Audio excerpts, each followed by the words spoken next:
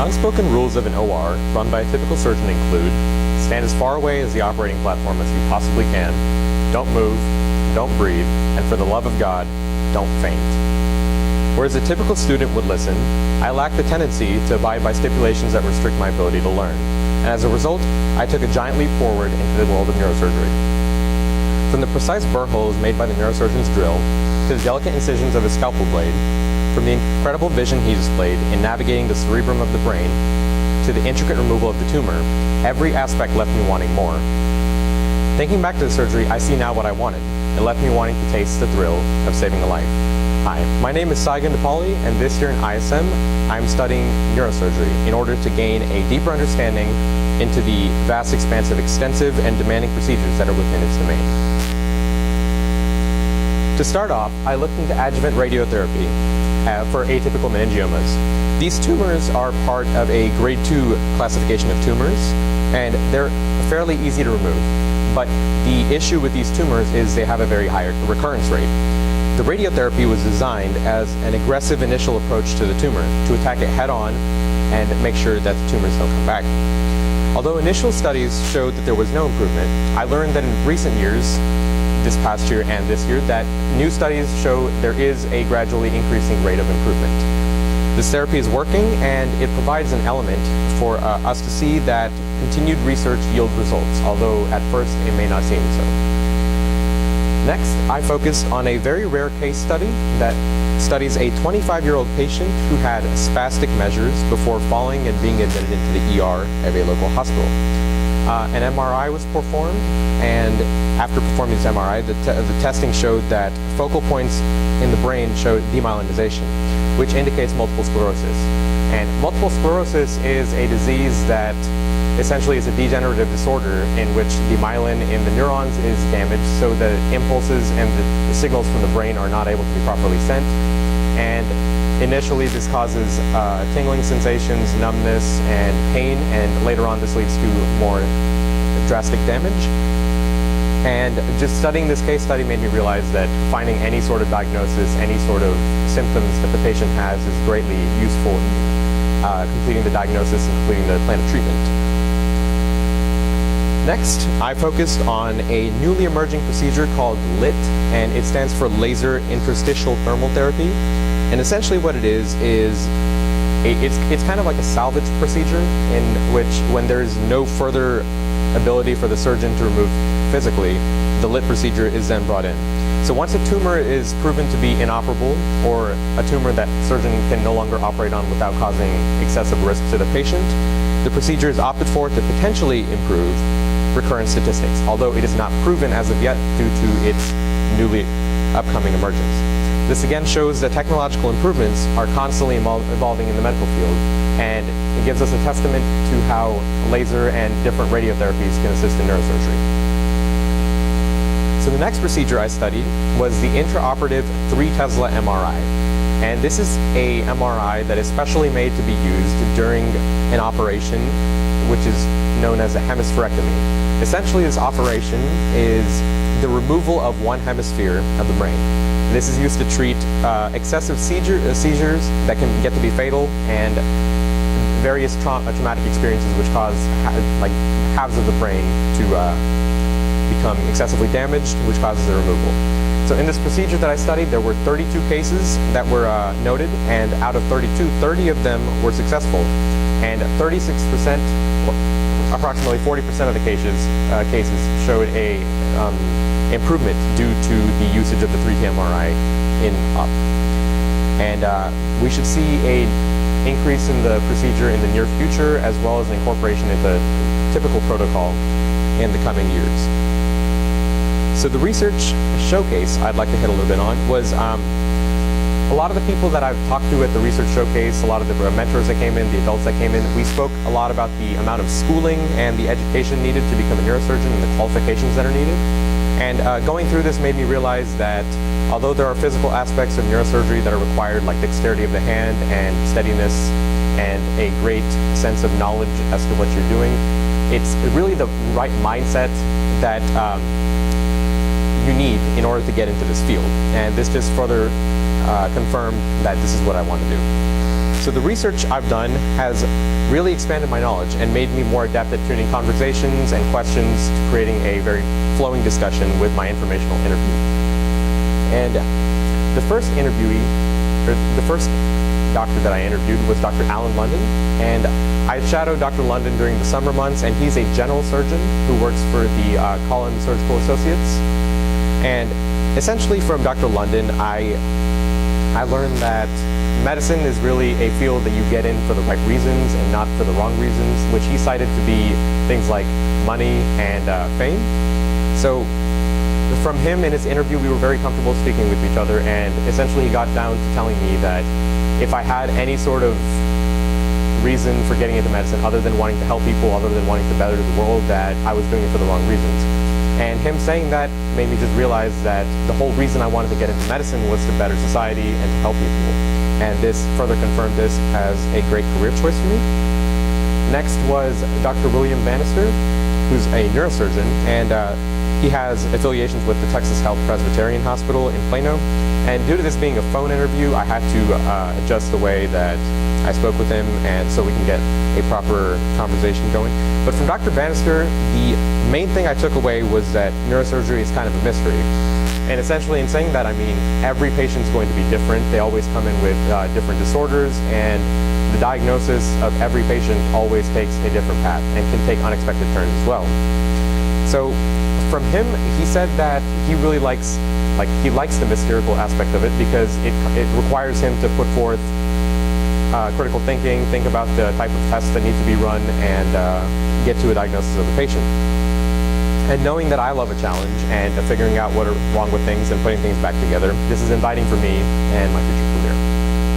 Next, I interviewed Dr. William McCullough, who's a neurosurgeon with the Frisco Spine Institute. And he essentially, we talked a lot about the private practice aspect of things because Dr. McCullough came from a medical school which was affiliated with the hospital. He was a professor there and taught many residents and interns coming in, but then after a certain time he moved to Frisco and switched to a private practice. And so essentially in what he's saying is large hospitals provide experience for the attending surgeons to teach and get the aspect of being like a mentor to students, and he misses that. And he also told me that the private practice aspect of things causes a lot of paperwork and more time spent doing things other than medicine and seeing patients. So a lot of his day now is dedicated to paperwork and various aspects of the business side of things.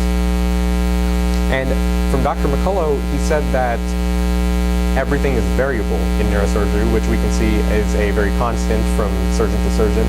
And he said he loves the fact that everything is variable, and I believe that I will come to love this because I like a challenge, and seeing as though everything is not the same from day to day, figuring out what is right is going to be a challenge. Next, I interviewed Dr. Thomas Ellis, who's a neurosurgeon at Fort Worth Brain and Spine Institute.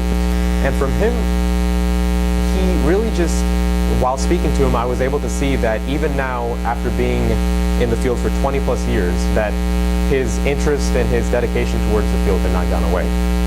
And Dr. Ellis was actually on his way out as I walked into the interview, but after seeing that I was a student, he canceled his physical therapy appointment and sat down and had a really long interview with me. And everything that he said from the questions that I asked and the way he answered just showed me that the excitement that he had towards just answering things that he's done repeatedly and become an expert at, he still maintains the level of excitement and the level of thrill while doing things that he's done for many years. And this really resonated with me as I plan to do this in the future as well. Finally, I interviewed Dr. Gary Dennis, who's a neurosurgeon here in Frisco with the Frisco Spine Institute. Although our initial meetings were interrupted because he got pulled into emergency procedures, once we really got down to speaking, he asked me a little bit about my original work, which we will later get to, and he gave me a little bit of input on his research in recent years, which has been an area of spinal stimulation, which is essentially along the lines of deep brain stimulation, which has to do with my original work, but it works more on the spine. And the main thing, like overall, that I took away from him is that adjustment to getting into neurosurgery is a big step, because you never know when things are going to happen. You never know when you're going to be pulled for an emergent case, and just the whole aspect of things is something that you have to get adjusted to and become an expert at, and I plan to do this. So my research has been a very far-reaching research because I tried to focus on aspects of neurosurgery that don't necessarily involve physical intervention, but or rather radiotherapy, and focusing on a well-rounded research. And for my original work, I came upon the topic of deep brain stimulation. And essentially what deep brain stimulation is in patients with things like tremors or muscle degenerations or just any sort of muscular issues that cause the muscles to stop working in a way that would be optimal for the human body, an electrode is placed into the brain in one of three areas, depending on the patient case, and it's stimulated essentially. And then the stimulant is controlled by a neural pacemaker that's placed underneath the shoulder. And deep brain stimulation helps correct tremors and helps correct things like seizures or like muscular degenerations. And my original work is based around this. So my original work. Initially, I was going to do a catalog in which I specified patient health measurements in relation to one of the three areas that deep brain stimulation is created. But upon doing further research, I realized that there was no way of getting a proper algorithm or a proper equation to know which way a doctor was going to go, because every surgeon is different and every patient can be treated in a different way. So I then focused a little bit more on a very focused approach in a patient case study. I created a patient case study in which I made the patient and the physician surrounding him. I created a patient medical history, and I created the medications that he took. And essentially this is a report of the patient from the very first time they were diagnosed with the case, which is a traumatic car crash which caused the patient to contract a tremor in his right hand, rendering the hand essentially useless. And with the use of deep brain stimulation in the global pallidus area in his brain, he was able to regain approximately 90% of function back. And this is noted in the original work in the scales of measurement of function. So choosing this original work, I really wanted to do an original work that showcased all the research I made, and I've read multiple case studies along this line, and creating another case study of my own from scratch without looking at any further info was a way that I had to channel the knowledge that I've gained and put together like various patient case studies and see that the previous medical conditions along with the ones that are approaching and how they like combine to form a final report.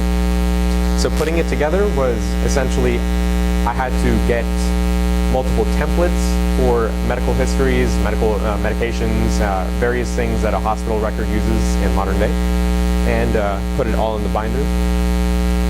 So from my original work, I learned that deep brain stimulation wasn't really a topic that I was familiar with coming into neurosurgery, because I focused more on the cerebrovascular surgery aspects like tumor removals or aneurysm clippings, and delving into deep brain stimulation exposed me to a topic that I had known little about before.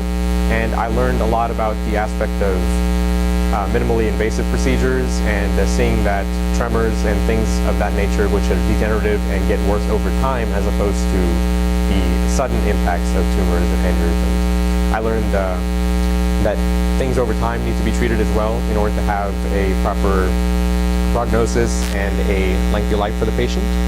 My original work for real-world purpose is anyone coming in. Deep brain stimulation is still medically relevant, medically speaking, it's still in the very initial stages of its coming, and it has a large potential to be explored upon in the future. And reading my case study essentially allows people to see how deep brain stimulation has the ability and the potential to cure patient issues in the future, even with things like trauma.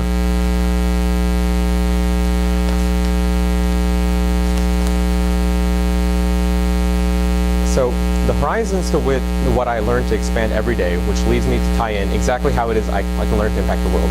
In the words of Blaine, no matter where you are in life, no matter what your situation, you can always do something. You always have a choice, and that choice can be power. As I progress through the ISM program, accumulating experience and knowledge along the way, I hope to turn into that choice, into that power, and prime myself to walk out of any OR I walk into in the future victorious. Thank you.